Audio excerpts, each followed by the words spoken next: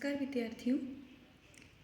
तर्क संग्रह के प्रत्यक्ष निरूपण में आज हम प्रत्यक्ष प्रमाण के बारे में जानेंगे। एक बार हम यह जान लेते हैं कि प्रत्यक्ष का विषय तर्क संग्रह में कहाँ से प्रारंभ हुआ है। हम पढ़ रहे थे शब्द के बाद में बुद्धि। जब हमने बुद्धि पढ़ी तो बुद्धि के दो भेद थे, स्मृति और अनुभव। तो अनुभव जो है वह दो प्रकार का होता है, यथार्थ और अयथार्थ अनुभव। यथार्थ अनुभव जो है वह चार प्रकार का बताया गया था, प्रत्यक्ष, अनुमिति, उपमिति और शाब्द। इसके ही चार करण बताए गए थे, प्रत्यक्ष, अनुमान, उपमान और शब्द। तो यथार्थ जो अनुभव है उसके जो चार करण हैं, ये चार करण ही चार प्रमाण है। इसी संदर्भ में हमने करण, कारण, कार्य इत्यादि के लक्षण पढ़े थे और इसी में हमने तीन प्रकार के कारण भी पढ़े हैं, समवायी, असमवायी और निमित्त। अब जो यथार्थ अनुभव के चार प्रकारों का करण है, जिसे हम प्रमाण भी कहते हैं, उसके बारे में हम आज से और आगे आने वाले वीडियो में चर्चा करेंगे। परीक्षा की दृष्टि से प्रत्यक्ष, अनुमान, उपमान और शब्द, ये चार प्रमाण बहुत उपयोगी है। तो इस प्रत्यक्ष खंड का निरूपण प्रारंभ करते हैं।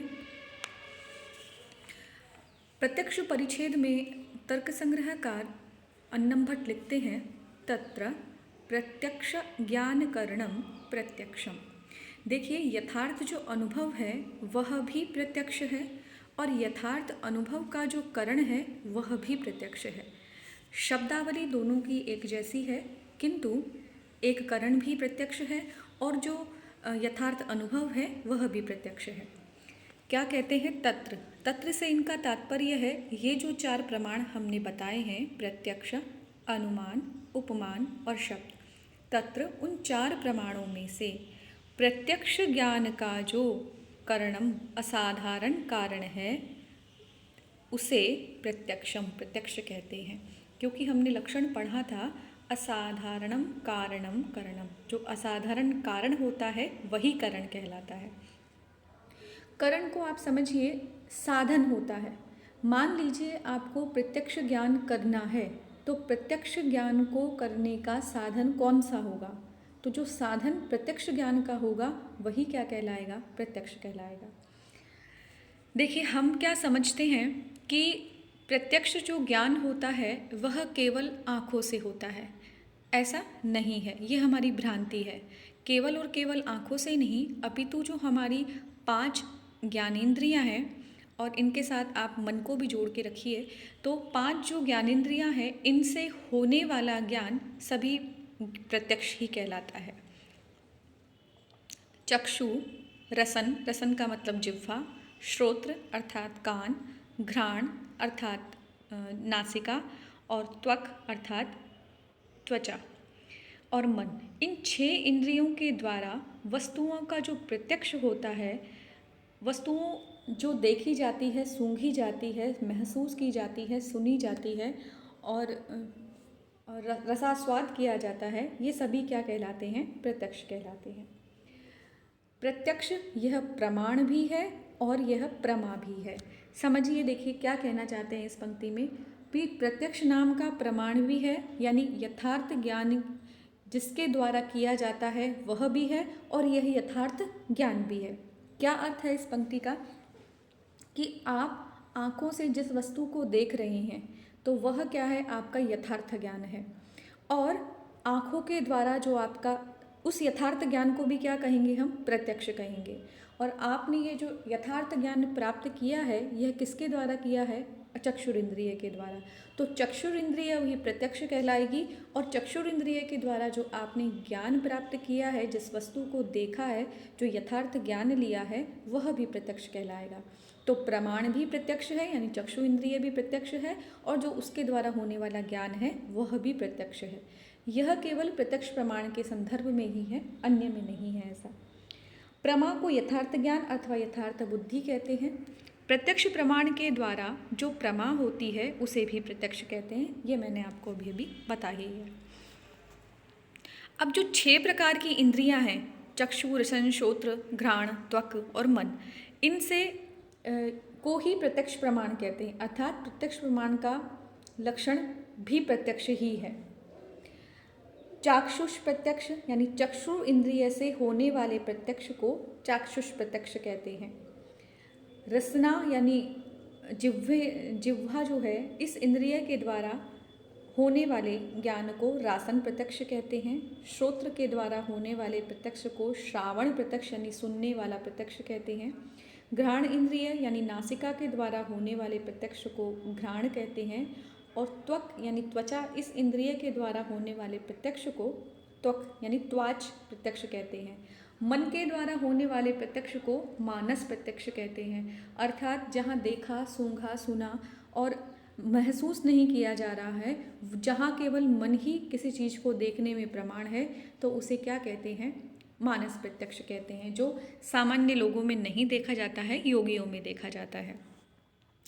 तो इनके द्वारा जो ज्ञान होता है, यह सब भी क्या कहलाएगा? प्रमा, अर्थात यथार्थ ज्ञान कहलाएगा।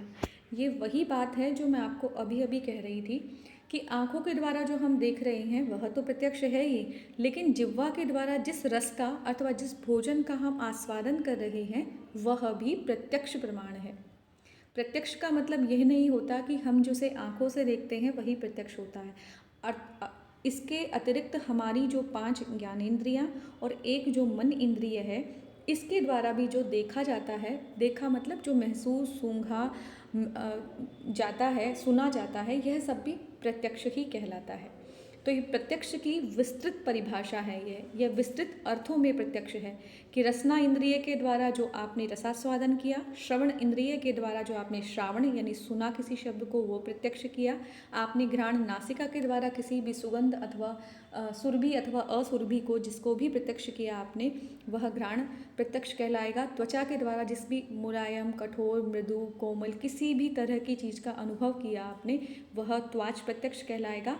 और अंत में जो आपने मन इंद्रिय के द्वारा जो प्रत्यक्ष किया, अर्थात जो योगी लोग करते हैं, एक ही जगह बैठे हुए कहीं दूर देश का देखते हैं, वह प्रत्यक्ष मन इंद्रिय के द्वारा किया जाता है, कभी भी आंखों से नहीं होता है, तो उसे मानस प्रत्यक्ष कहते हैं। अब इन प्रत्यक्ष यथार्थ जो ज्ञान है, यानी चाक्षुष ज्ञान है, रासन ज्ञान है, श्रावण ज्ञान है, या घ्राण प्रत्यक्ष है, त्वाच प्रत्यक्ष है, अथवा जो मानस प्रत्यक्ष है, इनके जो करण हैं, असाधारण कारण हैं, अर्थात इनकी जो इंद्रियां हैं, उन इंद्रियों को भी क्या कहेंगे? वही प्रत्यक्ष प्रमाण हैं।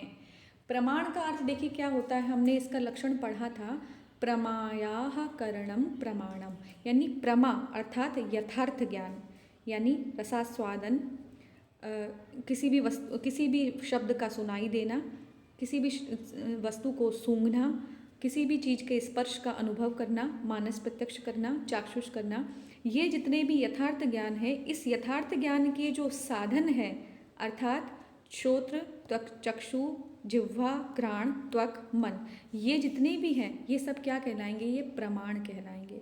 अर्थात यथार्थ ज्ञान को जानने के जो साधन हैं, यथार्थ ज्ञान को जानने के जितने भी साधन हमारी जो इंद्रियां हैं, ये सभी इंद्रियां क्या कहलाएंगी? प्रत्यक्ष प्रमाण कहलाएंगी।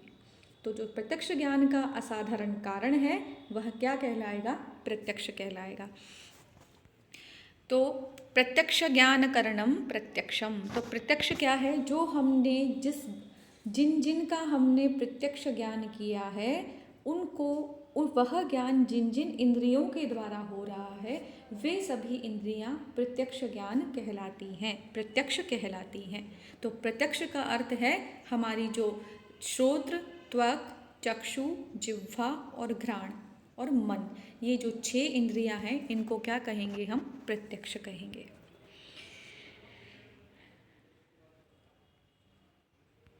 फिर एक प्रत्यक्ष की परिभाषा और देते हैं, अर्थात हमने तो अभी प्रमाण का लक्षण किया है, यानी प्रत्यक्ष जो प्रमाण है उसका लक्षण किया है। अब ये कह रहे हैं कि यथार्थ ज्ञान जो होता है, जिसे आप प्रमा कहते हैं, उस प्रत्यक्ष का क्या लक्षण है? तो उसका लक्षण देते हुए कहते हैं, इंद्रियार्थ सन्निकर्ष जन्यम ज्ञानम प्रत्यक्षम। देखिए, 2 विषय हैं, दोनों विषयों को इन्होंने प्रत्यक्ष कहा है। एक तो वह वस्तु जिसका आपको ज्ञान करना है, और एक वह जिससे आपको ज्ञान होगा, यानी इंद्रिय वह भी प्रत्यक्ष है, इंद्रिय से जो आपने जिस भी वस्तु का ज्ञान किया है वह भी प्रत्यक्ष है। तो जो इंद्रिय प्रत्यक्ष है यानी जिस इंद्रिय को आपने प्रत्यक्ष कहा है उसका लक्षण तो इन्होंने कहा प्रत्यक्ष ज्ञान करणम प्रत्यक्षम, यानी करण है वह तो साधन है, जितनी भी इंद्रियां हैं वे सभी साधन हैं, इन इंद्रियों को प्रत्यक्ष कहा। अब इन इंद्रियों के द्वारा जिस वस्तु का प्रत्यक्ष कर रहे हो वह वस्तु का प्रत्यक्ष किस प्रकार होता है, वो यथार्थ ज्ञान का लक्षण क्या है, जिसको भी इन्होंने प्रत्यक्ष शब्द से परिभाषित किया है, उसका लक्षण देते हुए कहते हैं इंद्रियार्थ सन्निकर्ष जन्यम ज्ञानम प्रत्यक्ष। इंद्रिय यानी श्रोत्र, त्वक, चक्षु, जिह्वा, घ्राण और हमारी मन, ये 6 इंद्रियों के सन्निकर्ष से अर्थात संबंध से जन्यम उत्पन्न होने वाला ज्ञानम ज्ञान प्रत्यक्षम प्रत्यक्ष अर्थात यथार्थ ज्ञान है। इंद्रिय का और जब पदार्थ का सन्निकर्ष होता है, आपस में जब संबंध होता है, तो जो ज्ञान उत्पन्न होता है उस ज्ञान को प्रत्यक्ष कहते हैं। जैसे आपके सामने अभी आप जो मैं वीडियो बना रही हूँ या आपके सामने पढ़ाने के लिए जो ये तैयार किया है मैंने, इसे आप देख रहे होंगे, तो नेचुरली आपके पास या तो मोबाइल होगा या फिर आपके पास कंप्यूटर होगा। तो आप अपनी चक्षुर इंद्रिय से जिस इन शब्दों को देख रहे हैं, ठीक है, तो आपकी जो आँखें हैं वो आपकी चक्षुर इंद्रिय है वह, और जो पदार्थ आपके सामने अर्थात कंप्यूटर उस पे लिखे हुए जो शब्द हैं उनका आपस में क्या हो रहा है, सन्निकर्ष संबंध बन रहा है। इससे फिर आपको एक ज्ञान उत्पन्न हो रहा है, यानी मैं ये वस्तु देख रहा हूँ, मैं इन शब्दों को देख रहा हूँ अथवा देख रही हूँ, अथवा मैं अपने कानों से इन शब्दों को सुन रही हूँ अथवा सुन रहा हूँ, अथवा आपने मोबाइल की स्क्रीन को पकड़ रखा है या फिर आपने कंप्यूटर को देख रखा है, तो कंप्यूटर से दूर हैं तो उसको तो स्पर्श नहीं किया है, अथवा आपने मोबाइल को स्पर्श किया है बार बार इसका, तो आपको स्पर्श प्रत्यक्ष हो रहा है। तो वह जो वस्तु है वह और साथ में इंद्रिय, इन दोनों का जब सन्निकर्ष होता है, संबंध बनता है, तभी एक ज्ञान उत्पन्न होता है। उस ज्ञान को क्या कहते हैं, प्रत्यक्ष कहते हैं अथवा यथार्थ ज्ञान कहते हैं। देखिए, सन्निकर्ष शब्द का अर्थ होता है संयोग होना अथवा संबंध होना। चक्षु आदि इंद्रिय घट आदि पदार्थों के सन्निकर्ष से होने वाला जो ज्ञान होता है उसे प्रत्यक्ष कहते हैं। आँखों के द्वारा आपने जिस भी वस्तु को देखा, अथवा कानों के द्वारा जिस भी शब्द को सुना, अथवा नासिका के द्वारा जिस भी सुगंध अथवा दुर्गंध को ग्रहण किया अथवा गंध को ग्रहण किया, अथवा चक्षु इंद्रिय के द्वारा किसी भी वस्तु का स्पर्श को महसूस किया, अथवा मन द्वारा किसी भी वस्तु को अनुभव किया, यह सभी क्या कहलाएंगे, यह इंद्रिय यानी आपकी ये 6 इंद्रियां और इनके द्वारा होने वाले जितने भी पदार्थ है जो तत्त पदार्थों का ही ग्रहण करती है, उससे इन सन्निकर्ष से जो हमें ज्ञान उत्पन्न होता है, यह ज्ञान क्या कहलाता है, प्रमा कहलाता है, प्रत्यक्ष कहलाता है, यथार्थ ज्ञान कहलाता है। तो इस प्रमा को ही प्रत्यक्ष प्रमाण का फल कहना चाहिए। यानी इन आँखों के द्वारा जिस भी चीज़ को आप देख रहे हो, जो संबंध बन रहा है, वही इन आँखों को देखने का या किसी भी इंद्रिय से किए जाने वाले अर्थ के ग्रहण का ये क्या है, फल है। तो जब इंद्रिय का और पदार्थ का जब तक सन्निकर्ष नहीं होता तो उससे उत्पन्न होने वाला ज्ञान भी नहीं होगा। तो सन्निकर्ष के बिना, मान लीजिए कोई चीज़ आपके सामने है ही नहीं, अंधेरा भी है अगर, तो आप वो वस्तु नहीं देख पा रहे हैं, आप सिर्फ अंधेरे को देखेंगे, तो चक्षुर इंद्रिय के द्वारा अंधेरे का प्रत्यक्ष हो रहा है। तो जिस भी इंद्रिय के द्वारा जिस भी वस्तु का ग्रहण किया जाता है तो वह क्या होता है, वह यथार्थ ज्ञान होता है। और यह कब होगा, जब इंद्रिय का और पदार्थ का आपस में सन्निकर्ष होगा, संबंध होगा।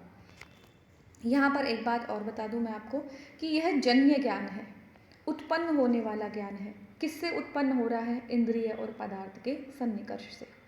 अब इसीलिए कहते हैं न्यायिक लोग कि जो ईश्वर है वह जन्य प्रत्यक्ष नहीं है, क्योंकि वहाँ इंद्रिय और पदार्थ का सन्निकर्ष ही नहीं होता है।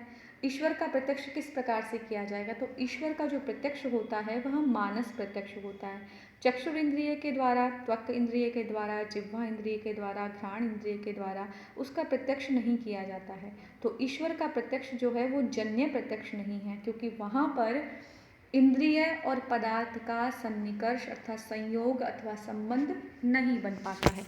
तो यह दो बातें हुई अब तक। एक तो इंद्रिय, जिसको भी आपने प्रमाण कहा, प्रत्यक्ष प्रमाण कहा, और दूसरा वह विषय, उसको भी आपने प्रत्यक्ष प्रमाण अथवा यथार्थ ज्ञान कहा। अब देखिए किस इंद्रिय से किस प्रकार का प्रत्यक्ष होता है। एक है घ्राण इंद्रिय, इससे गंध का प्रत्यक्ष होता है, इसका विषय जो है वो गंध है। रसना का विषय रस है। चक्षु इंद्रिय यानी आँखों का जो विषय है वह रूप है। त्वक इंद्रिय का विषय स्पर्श है। श्रोत्र इंद्रिय का विषय शब्द है और मन इंद्रिय का विषय सुख दुख इत्यादि है। अब बताते हैं कि यह प्रत्यक्ष ज्ञान जो होता है वह दो प्रकार का होता है। तत् द्विविधम, निर्विकल्पकम सविकल्पकश्च, क्षमा कीजिएगा, सविकल्पकंच। तत्र निष्प्रकारकम ज्ञानम निर्विकल्पकम यथेदम किंचित, सप्रकारकम ज्ञानम सविकल्पकम यथा डित्थोयम ब्राह्मणोयम शामोयम इति। प्रत्यक्ष ज्ञान दो प्रकार का होता है, जिसके नामकरण करते हैं यह निर्विकल्पक ज्ञान और सविकल्पक ज्ञान। निष्प्रकारक ज्ञान जो होता है वह क्या कहलाता है? निर्विकल्पक। अब इनका जो ये शब्द है प्रकारक शब्द, निष्प्रकारक, प्रकारक का मतलब होता है विशेषण। जो न्याय दर्शन के जानने वाले हैं, न्यायिक जो लोग हैं, वो प्रकारक शब्द का अर्थ विशेषण से करते हैं। तो ऐसा ज्ञान जिसमें किसी प्रकार का कोई विशेषण नहीं हो, या तो ये हम उसमें किसी भी तरह से निश्चिंतता से या निश्चितता से ये नहीं कह सकते कि यह वस्तु है या इसका नामकरण ये है। बस जब हम ये कहते हैं, दूर से किसी वस्तु को देखकर ऐसा कहते हैं कि कुछ है वहाँ पर वह क्या है हम यह नहीं बता सकते। तो बिना किसी विशेषण के यानी विशेषण से रहित जो ज्ञान होता है वह निर्विकल्पक होता है। जैसे यथेदम किंचित, जैसे कहा गया है कि यह कुछ है, कुछ है, यह कहना ही निष्प्रकारक ज्ञान है। फिर दूसरा होता है सप्रकारक ज्ञान, जिसमें विशेषण होता है अथवा विशेषण और विशेष्य दोनों से जो युक्त होता है। सप्रकारकम ज्ञानम सविकल्पकम, वह सविकल्पक ज्ञान होता है। उदाहरण देते हैं, डित्थोयम ब्राह्मणोयम शामोयम इति। डित्थ किसी व्यक्ति का नाम है। किसी व्यक्ति को देखकर कहा जाए कि यह डित्थ है, अथवा यह राम है, अथवा यह सीता है, अथवा यह लता है, जो कोई भी नाम है यह वह है। अथवा किसी व्यक्ति की वेशभूषा को देखकर यह कहा जाए कि यह ब्राह्मण है, अथवा किसी की क्षत्रिय आकृति को देखकर यह कहा जाए कि यह ब्राह्मण है अथवा यह क्षत्रिय है। तो यह क्या ज्ञान कहलाएगा? यह सविकल्पक ज्ञान कहलाएगा। तीसरा उदाहरण दिया शामोयमिति, यह श्याम रंग का है अथवा यह गौर वर्ण का है। तो इस प्रकार के जो ज्ञान हैं, जो विशेषण और विशेष्य से युक्त हैं, वे सभी ज्ञान क्या कहलाएंगे? सविकल्पक। इस प्रकार प्रत्यक्ष के दो भेद हैं, एक सविकल्पक और दूसरा है निर्विकल्पक। तो इसको हम पढ़ लेते हैं एक बार। यह प्रत्यक्ष ज्ञान दो प्रकार का होता है, निर्विकल्पक और सविकल्पक। उन दोनों प्रत्यक्षों में प्रकारता से शून्य, यहाँ जो ये शब्द है प्रकारता से शून्य, प्रकारता का अर्थ यहाँ विशेषण से ही लिया है। विशेषण से जो शून्य ज्ञान है वह निर्विकल्पक कहलाता है। जैसे किसी पदार्थ के प्रथम दर्शन में अथवा अंधकार में अथवा जंगल में अथवा खेत में वस्तु के कुछ हिलने डुलने से अथवा उसकी ऊंची वस्तु के दिखने से कहा जाता है कि यह कुछ है, तो इस प्रकार का जो ज्ञान है वह कहलाएगा निर्विकल्पक। यह सामान्य ज्ञान कहलाता है। तो निर्विकल्पक सामान्य ज्ञान होता है जिसमें हम किसी वस्तु का नामकरण नहीं कर सकते हैं, सिर्फ यह कह सकते हैं कि यह कुछ है, यह कोई वस्तु है बस से, चाहे अंधकार के कारण हो अथवा हमारे ज्ञान की शून्यता के कारण ऐसा हो सकता है। तो यह निर्विकल्पक ज्ञान है। सविकल्पक ज्ञान के बारे में हम अगले वीडियो में जानेंगे। आज के वीडियो में इतना ही। धन्यवाद।